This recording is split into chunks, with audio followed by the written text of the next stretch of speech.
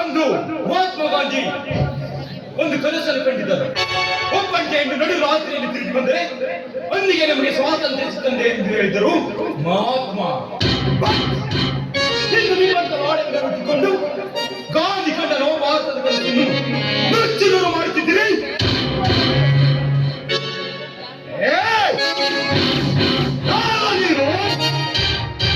ನಿನ್ನ ಮಾತಿನ ಹಿತ ತತ್ವಗಳನ್ನು ಹಿಂಬಾಲಿಸುವವರು ಯಾರೂ ಇಲ್ಲ ಈ ಕಲಿಯುಗದಲ್ಲಿ. ಅಂದಾಗ ಸುಮ್ಮನೆ ಹೊರಟೋಗಿನಿಂದ ಈ ಪ್ರತಿರೋಧವನ್ನು ಎದುರು ಹಾಕಿಕೊಳ್ಳುವುದು ಎರಡು ಒಂದೇ ಮಗನೇ. ರೊಚ್ಚಿಗೆದ ನಿಮ್ಮಂತ ಸಂದರ್ಭಗಳನ್ನು ಬರ್ಚಿದ್ದು ಬಾಯಿಯಲ್ಲಿ ಅಲ್ಲುತ್ತಿದ್ದು ಗುಂಜಿರಾಜರಿಂದ ಆಟವಾಡಿಸಬಲ್ಲ ಆವಾಡಿಗ ಈ ಕಣ್ಣ. ಅಂದಾಗ ನಿಮ್ಮಂತ ಬಂಡವನ್ನು ಮೇಟ್ಟಿರುವ ಗಂಡು ಗುರಿ ಗುಪ್ಪ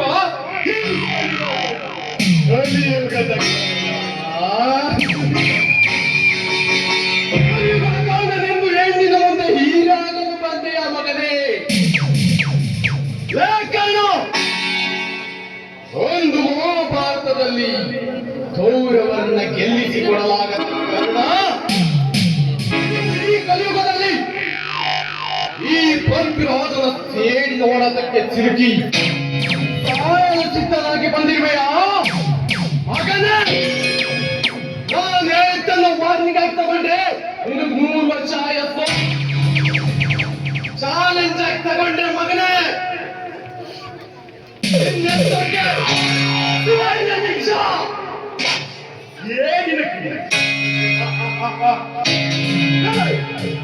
ಪೃಥ್ವಿರಾಜ ಬೀಸುವ ಬಿರುಗಾಳಿಗ ಬೆಂಕಿ ಬಿರುಗಾಳಿಯ ಬೀಸಿ ನೋಡುತ್ತವಿದು ಬಡಿಸಿ ಬಂದರು. ನನ್ನ ಮನಸ್ಸಿನಲ್ಲಿ ಉತ್ಪತ್ತಿರುವ ಸೇಡಿನ ಕಿಡಿಗೆ ಇದನ್ನು ಅಡಿಯದೆ ಮಂಗನಂತೆ ವರ್ತಿಸಿದರೆ ಚುನಾವಣೆಯಲ್ಲಿ ಬಿಡುವುದು ನಿನ್ನ ಪ್ರಾಣ.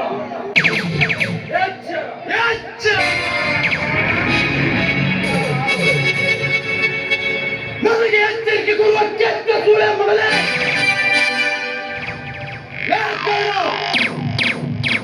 ಆಡಂಬರದ ಮಾತುಗಳನ್ನಾಡಿ ಅಡಿಪಾಯದಲ್ಲಿ ಸಿಕ್ಕಿ ಹಾಕಿಕೊಂಡು ಮೂರ್ಛನಾಗಬೇಡ ಲೇಖನ. ಇಂದಿನ ನನ್ನ ಪ್ರೇಮದ ವಿರೋಧ ಜ್ವಾಲೆಗೆ ಮತ್ತಷ್ಟು ಸೀಮೆ ಎಣ್ಣೆ ಸುರಿದಿರುವೆಯಲ್ಲ,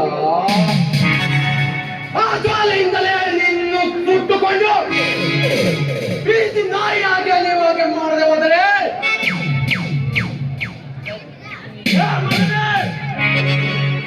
ಇವನು ಪ್ರಣಯದ ಪ್ರಯಾಸಕನಲ್ಲ.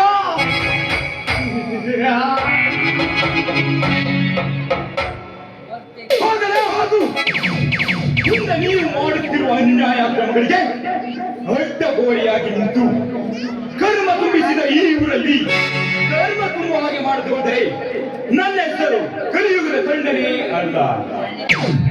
ನೋಡಿ, ಸರಿಯಾದ ಸಮಯಕ್ಕೆ ಬಂದು ನನ್ನ ಮಾನ ಪ್ರಾಣವನ್ನು ಕಾಪಾಡಿದೆ. ನಿಮಗೆ ನಾನು ಸದಾ ಚಿರಋಣಿಯಾಗಿರುತ್ತೇನೆ. ದೈವ ನೋಡಮ್ಮ, ಅವರು ಯಾರಮ್ಮ? ಅವರು ಯಾತಕ್ಕೆ ನಿನ್ನ ಮೇಲೆ ಬಲಾತ್ಕಾರಕ್ಕೆ ಆಸೆಪಟ್ಟ?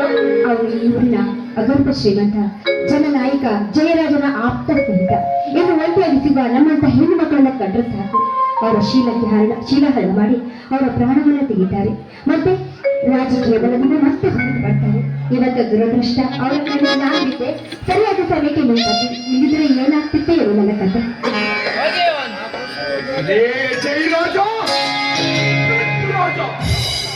ಊರಿಗೆ ಕಾಲಿಟ್ಟ ಪ್ರಥಮ ಹೆಜ್ಜೆಯಲ್ಲಿ ನನ್ನ ವಿರೋಧಿಗಳಾಗಿ ಬಾಜಿ ಕಟ್ಟಿ ನನ್ನ ಕಾಡಕ್ಕೆ ಇಳಿಸಿದೆ.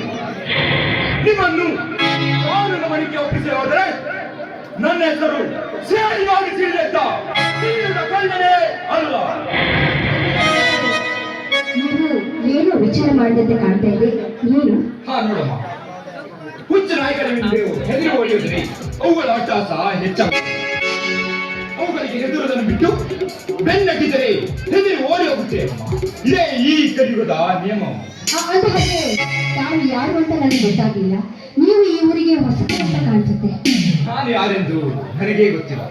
ನಾನು ಯಾರೆಂದು ತಿಳಿಯಬೇಕಾದರೆ ಆಳ ಸಮುದ್ರದಲ್ಲಿ ಅಡಗಿ ಕುಳಿತಿರುವ ಸತ್ಯವನ್ನು ಬಿಚ್ಚಿಟ್ಟು ಈ ಸಮಾಜಕ್ಕೆ ನಾನು ಯಾರೆಂದು ತಿಳಿಸ ಸಮಾಧಾನವಿಲ್ಲ ಈ ಸೇರಿಗಾಗಿಸಿದ ಕಣ್ಣನಿಗೆ. ಅಂದ ಹಾಗೆ ನಿಮ್ಮ ಒಪ್ಪಂದದ ಮಾತು ನನಗೊಂದು ಅರ್ಥ ಆಗ್ತಾ ಇಲ್ಲ. ಸರಿ, ನಾನು ಬಂದು ತುಂಬಾ ಹೊತ್ತಾಯ್ತು. ನಾನು ಹೋಗಿ ಬರ್ತೇನೆ. ಹೋಗಿ ಬಾ.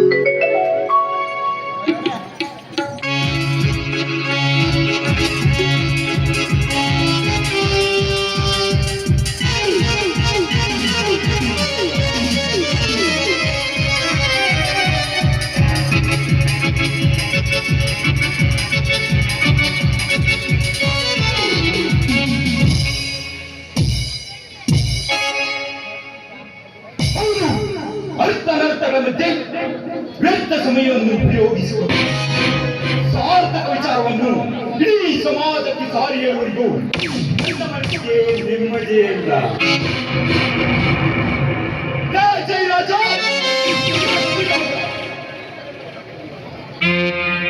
ನನ್ನ ತಂದೆ ತಾಯಿಯರನ್ನು ಕೊಲೆ ಮಾಡಿ ನನ್ನನ್ನು ಪರದೇಶಿಯನ್ನಾಗಿ ಮಾಡಿದ ನಿಮ್ಮನ್ನು ಕಾನೂನ ಬಣಕ್ಕೆ ಒಪ್ಪಿಸಿ ನಿಮ್ಮನ್ನು ಇಂಚಿಂಚಾಗಿ ತುಂಡರಿಸಿ